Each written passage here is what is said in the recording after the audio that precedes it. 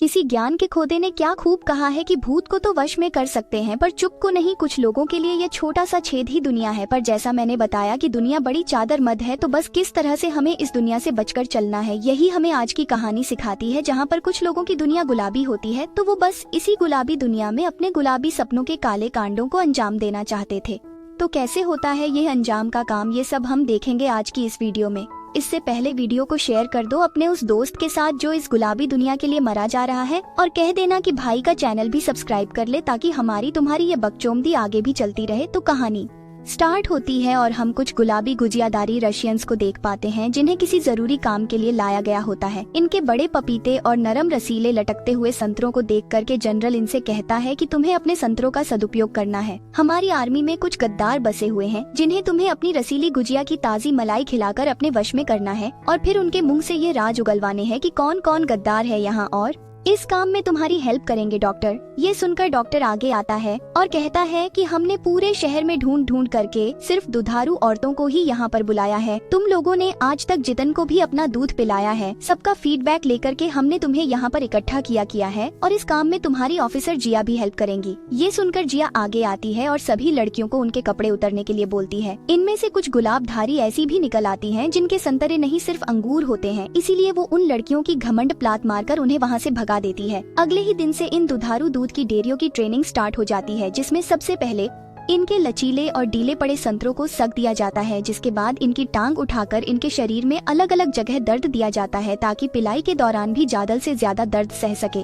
Doctor उनकी बहुत ज्यादा तगड़ी ट्रेनिंग करवाता है और ऐसी तगड़ी ट्रेनिंग देख करके हैंड्स के तो नीचे से पानी ही आ जाता है। जिसके बाद वो लड़कियों के पास जाकर उनसे कहता है कि सभी लड़कियां अपने पास कड़वा तेल की एक एक बोतल रख लें, क्योंकि कल ही जनरल्स यहाँ पर आने वाले हैं और साले सब भूखे शेर हैं, जैसे ही तुम्हारी गुलाबी बिल्ली देखेंगे उस पर टूट पड़ेंगे। और तुम्हें इस बात का ध्यान रखना है कि तुम्हें अपनी टांग उठाकर उन्हें इतने मजे देने हैं कि वो तुम्हारी ठुकाई के नशे में इस तरह से डूब जाएं कि अपने सारे राज उगल दें। इधर जनरल्स को भी पार्टी के लिए इनवाइट किया जाता है और उन्हें बताया जाता है कि पार्टी में खास व्यवस्था है। अगले दिन जब जनरल्स पार्टी में पहुँचते हैं तो अपने सामने दुधारू और भारी भारी दूध की डेयरियां देखकर पागल से हो जाते हैं। जिसके हाथ जो भी तरबूज लगता वो उसे उठाकर अपने साथ कमरे में ले जाता और फिर उसके तरबूज के बीच में अपना केला घुसा कर मिक्स स्क्रूड जूस बनाने लग जाता। धीरे धीरे करके पूरे घर में ही आवाजें गूंजने लगी थी, पर यह आवाज दर्द की नहीं बल्कि मजे की थी। इधर हम हैंस को देखते हैं जो इन आवाजों के नशे में डोलने लग जाता है, इसीलिए उससे भी रहा नहीं जाता तो वो बची हुई एक दुधारू दूध की डेयरी को लेकर अपने साथ फूचे में चला जाता है। तभी वहाँ पर हम हंस को देखते हैं जो एक अजीब सी कॉस्ट्यूम पहनकर आया था। उसकी ऐसे बक को देख करके सभी जनरल्स की हंसी छूट जाती है और वो उसे कहते हैं कि क्या वो ताली बजा के ऐसे मांगने आया है, जिस पर हंस की छमिया फायर हो जाती है और वो उनसे कहता है कि आज मैं तुम लोगों के एल लगाने आया हूँ, क्योंकि मुझे पता चल गया आए हैं कि तुम ही लोग वो गद्दार हो जो हमारे सीनियर्स का मजाक उड़ाते हो और उनके एल लगवा हो। ये सुनकर के जनरल्स की फटके हाथ में आ जाती है और हवस का सारा नशा हिरन हो जाता है और वो उसके सामने अपनी गावन फाड़ के रिक्वेस्ट करने लगते हैं कि प्लीज वो उनकी तेल लगा के ना ले। पर हैंडसन से कहता है, तुझे बिठा के रखा था मैंने अपने गोमड़े पे, तुमने अपनी माँ अरबी काले घुमड़े पे छरी छर में तेल निकालो, 9 इंच का मेरा अंदर गुस्सा लो, सुरताल पर ज्ञान न चूम दे। अगले दिन हैंस कुछ और मेजर्स को अपने पास बुलाता है जिनका लीडर डर था हैरी छपरी की पार्टी समझ रहा था, इसलिए आते ही वह दारू पेलने लग जाता है। पर तभी जब वह अपने सामने गुलाबी और करारी गुजिया देखता है तो उसे समझ आ जाता है कि पलने के लिए यहाँ पर सिर्फ दारू ही नहीं है। ये देखकर हैरी का पहला साथी तो एक ऑफिसर को ही चूज कर लेता है। ऑफिसर भी उसके साथ चलने के लिए तैयार हो जाती है। जिसके बाद हैरी के बाकी साथी कोई एक लड़की, कोई 2 लड़की और कोई तो 3 लड़कियां लेकर अपने साथ कमरे में घुस जाता है और हैरी तो बची हुई सारी लड़कियों के साथ कमरे में जाकर एंजॉय करने लगता है। हैरी का काला गन्ना रशियंस के गुलाबी खेतों में लग चुका था और अब जताई की मीठी आवाजें पूरे घर में भजने लगती हैं। इतनी में ही हैंस का खास आदमी वहाँ पर आ जाता है जो बचे हुए साथियों की भी पलटा के ले लेता है और इस तरह से हंस ने हैरी की भी गुफा को गोदाम बना दिया था।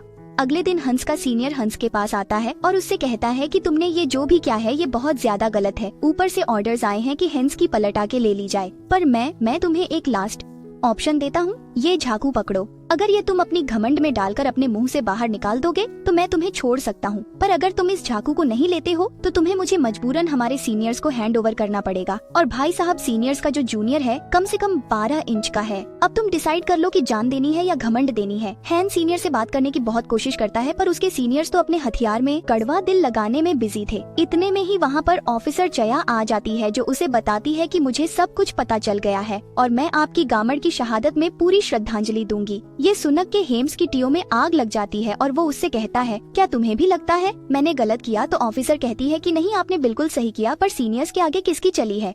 एक बार मैं भी फंस गई थी, जिसके बाद उन्होंने मुझे घोड़ी बनाकर ऐसा पेला कि दोबारा उनके आसपास भी नहीं भटकती हूँ। पर चलो, मेरी गुफा तो ऑलरेडी गुलकंद है, तो मैंने उनका हथियार झेल लिया। पर सर, आपकी तो पन्नी पैक गुफा है, आपको बंदर बनाकर ऐसा अंदर देंगे कि सारा भगंदर खत्म हो जाएगा। बेचारे हेनरी की फटी रही होती है, पर बताया ना गुरु, ये हॉलीवुड की मूवी है। इन्हें ऐसी क्रिटिकल सिचुएशन में सिर्फ एक ही चीज सोचती है, क्या प्लानिंग। अरे प्लानिंग की चूमत, इन्हें तो ऐसी सिचुएशन में सिर्फ ही चाहिए। इसीलिए वो ऑफिसर जिया से अपनी पैटी हटाने के लिए बोलता है, जिसके बाद ऑफिसर जिया भी बात को समझ जाती है और अपनी टांगे खोल देती है। जिसके बाद हेंस अपने औजार से उसके गहरे काले इंजन की सफाई करने लग जाता है। हेंस अपने गावनने से पहले खुद का कॉन्फिडेंस बूस्ट करना चाहता था, और भैया इनके यहाँ कॉन्फिडेंस बूस्ट का सिर्फ एक ही मतलब है। कॉन्फिडेंस बूस्ट छोड़ो, इनके यहाँ 1001 प्रॉब्लम का भी बस एक ही सोल्यूशन है, सिर्फ चुम्द ही। इधर हैंस जब हॉल में आता है तो वो देखता है कि उसका सीनियर ऑन्स्विन अब उसकी बनाई हुई गुलाबी गुच्छों को नचा रहा होता है। दरअसल ओसन को पता चल ही गया था कि हैंस के अब गहरे लगने वाले हैं, तो इन गुलाबी कुचीहों का पेट कौन पालेगा। इसीलिए वह अपना न्यू इन गुलाबी कुचीहों को दान में दे देता है। जिसका भी पेट खाली होता वो उनकी पिलाई करके उनका पेट सुझा देता। तभी इनसे गलती से रेडियो ऑन हो जाता है, जिससे उन्हें पता चलता है कि आर्मी के सीनियर्स की किसी ने अनफॉर्चुनेटली दबा के ले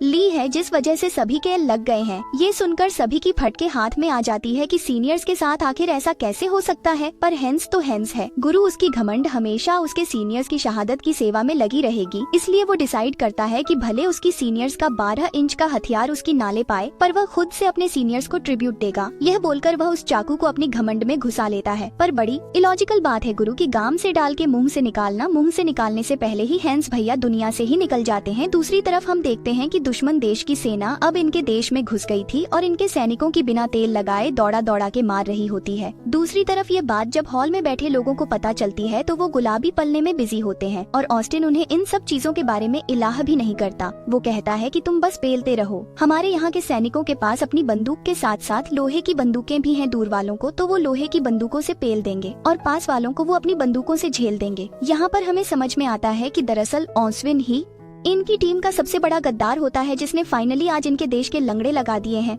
आखिर में हम देखते हैं कि झामट ना ऑफ बचते हैं, ना वो ऑफिसर्स और ना ही वो गुलाबी गुजिया, सभी के एल लगा दिए जाते हैं। और इन सभी की पटी चूमत को देख करके हमें समझ में आता है कि चूमत एक अच्छी चीज है, पर चूमत का अगर भूत सर पर ही चढ़ जाए तो आपकी गामड़ का गुलकंद बनने में ज्यादा देर नहीं लगती। इसलिए हवा, पानी और हवस सिर्फ उतनी ही ले जितनी झेल पाए। ज्यादा लेना आपकी घमंड फटने का कारण हो सकता है।